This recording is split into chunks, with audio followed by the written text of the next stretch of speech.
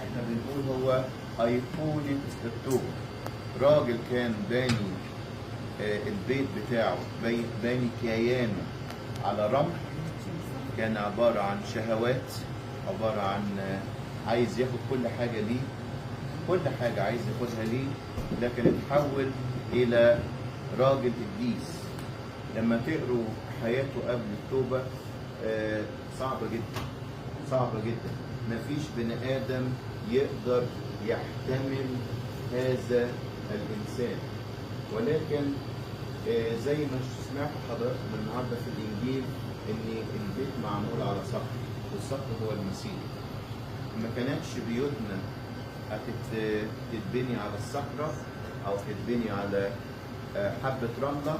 زي ما بيقول جت الأمطار، جت الويند وشالت البيت ده. ربنا يحميكم. الحق والحقيقة هو المسيح. علموا أولادكم إن في حقيقة واحدة بس هي المسيح. الأنبا موسى الأسود عشم في ربنا جدا، وابتدي إن هو عايز بس تحط في دماغه كده إزاي واحد ما كانش يعرف أي حاجة عن المسيح إلى أن وصل إن هو دلوقتي قديس كبير في الكنيسة.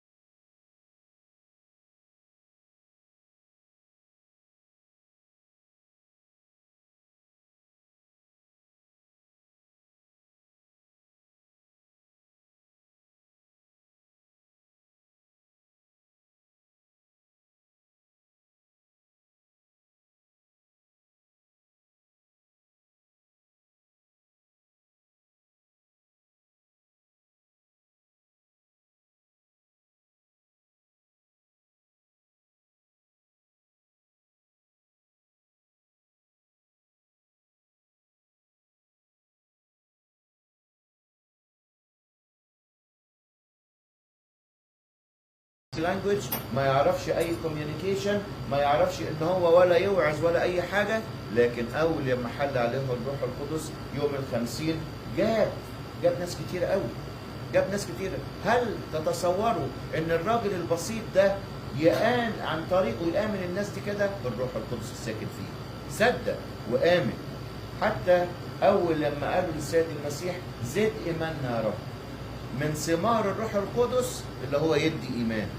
الواحد كده يقف وهو في الصلاة بمنتهى القوة وبمنتهى اليقين ويقول له يا رب اديني ايمان علشان اآمن ان الروح القدس جوايا، وآمن ان انت فعلا بتقدس كل الحياة، بيقدس الاعمال، يقدس كل السنسز بتاعتنا، يقدس الافعال، يقدس الافكار.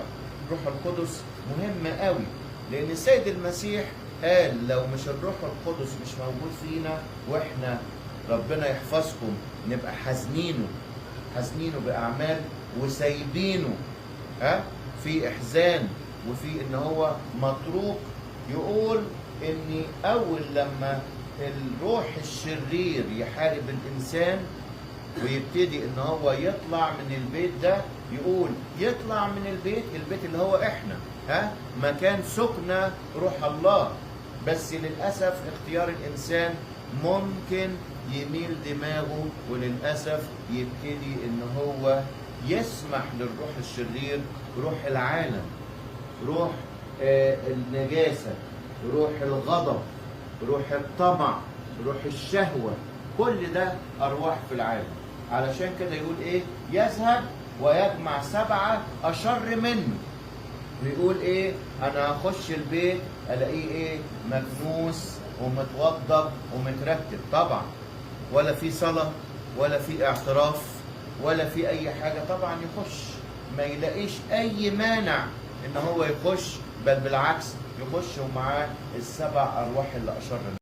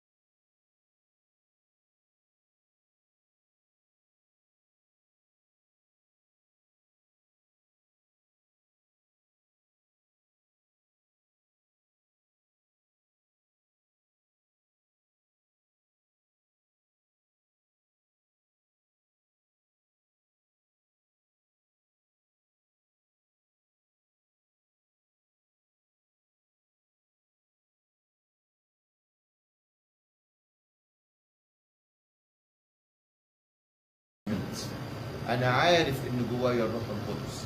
أرجوكم يا أولاد في الفترة دي تبقى فترة الروح القدس. استمتعوا بيه، صلوا، ابتدوا سبحوا.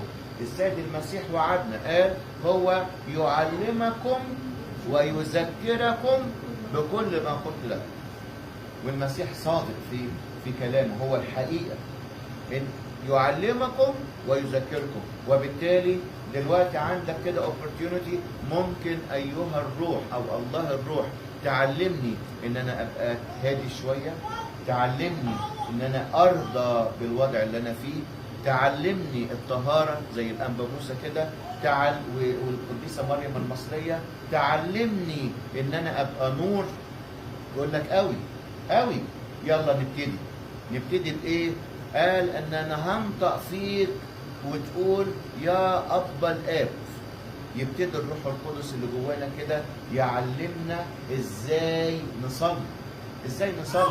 ازاي واحد راجع من الشغل وتعبان، واحد وراه هموم كتيره قوي، يقف يقول له اشكرك، مع ان ما فيش اي حاجه تستلزم الشكر، لكن يقول له انا متشكر يا رب، انا متشكر، لكن انا عايز ان انت تديني اكتر واكتر. الروح القدس معلم يا ولاد، اتعلموا منه. وعايزين تعرفوا الخصائص بتاعته، اقروا سفر الرسل، اعمال الرسل كده، او اعمال الروح القدس في الاباء الرسل، اقروه هتلاقوه اسمه الروح الناري، الروح الوديع، روح التمييز. يقول لك انت تختار ايه وما تختارش ايه. روح النعمه، روح القوه، روح البصيرة. كل ده هتلاقوا حوالي 26 اسم للروح القدس موجودين في أعمال الرسل. الجدع فيكم يكتبهم كده ويبتدي يتعرف، وكل اسم يتمتع بأن هو يقدر يعلمه. روح وديع، طب علمني الوداع. روح ناري، بدل أنا ما بارد كده ومش عاوز ولا أصلي ولا أقرأ كتاب المقدس، أقول له أيها الروح الناري علمني بتجيب منين النار دي، واديها فيا، خليتني أوقدني كده بالنعمة. علشان كده يدينا ويعلمنا. سيد المسيح